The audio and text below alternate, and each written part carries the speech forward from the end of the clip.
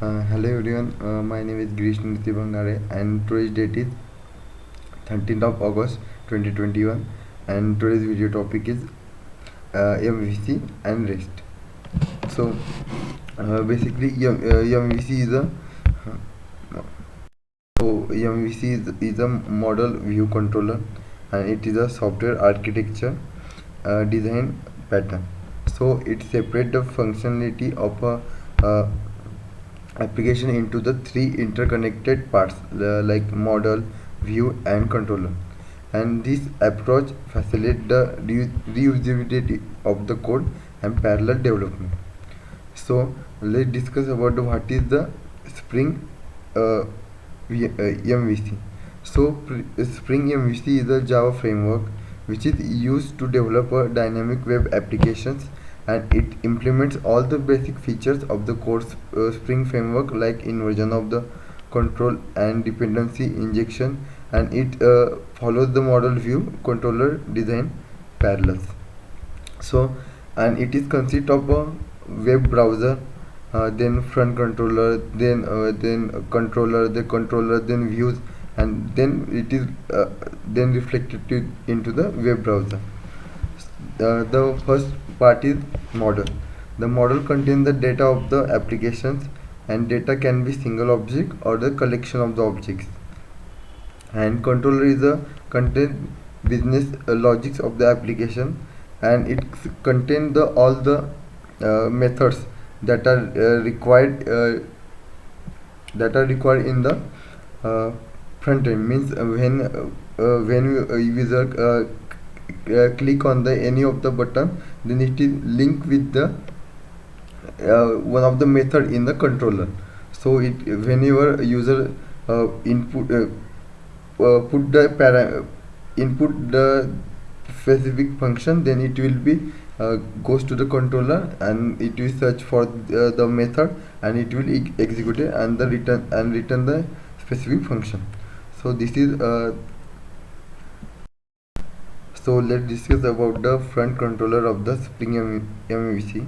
The front controller is a dispatch uh, servlet class present in the Spring framework package, and it dispatch the request to the appropriate controller and manage all the flow of the uh, application. And it is required to specify the dispatcher servlet class in the web XML files. So and let's discuss about how the flow of the Spring MVC is done. So when request is request is given, then when once the request has been generated, it intercept it intercept by the dispatch servlet that works on as a front controller, and then it gets the entry to the handler mapping from the HTML file and forward the request to the controller, and then controller return the object of the uh, model and view, and the dispatcher servlet check the entry of the view resolver and index XML file and invokes the specific view component. So this is about the how the flow of the work is done. So let's discuss about the some advantages of the MVC framework. So first one is a separate role.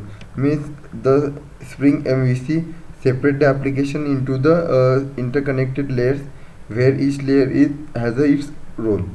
And next one is the lightweight. In lightweight advantage, it uses the lightweight servlet container to develop and deploy the applications. And powerful configuration means MVC have a powerful means robust configuration for the both frameworks and application classes that include the referring the across the contents, and have a rapid development in case of MVC also have the rapid